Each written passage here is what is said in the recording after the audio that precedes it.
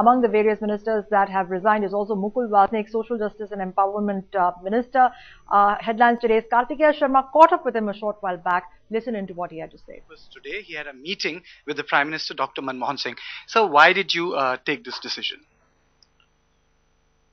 See, I have been holding a position in the organization as General Secretary looking after Rajasthan. I have been in the government, and a time comes when you have to take a call as to on what you are actually going to focus. And uh, I had discussion with Congress President Mrs. Sonia Gandhi, and then finally it is her decision as to where services of various people within the organization can be utilized, and accordingly we are going ahead. Probably you were the only minister, or the few of them, whose umbilical cord with the organization was never ruptured. You continued to work with the party closely, even as you held the portfolio of Ministry of Social Justice.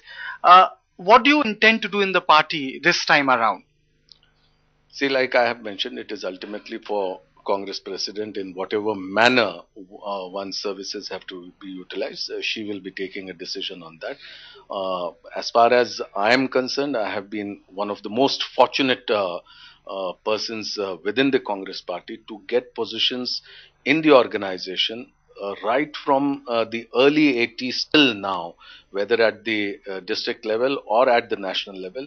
Consistently, I have been in the organization at different levels, and I do believe that whatever experiences I have gained in the last couple of decades, those will be utilized. Mukul, you are probably, if not few, but handful of Dalit faces which Congress party has.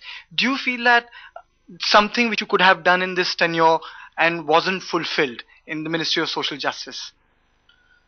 See, I can say with total confidence that the first comment of yours, that handful of Dalit faces, that I don't think is an appropriate comment.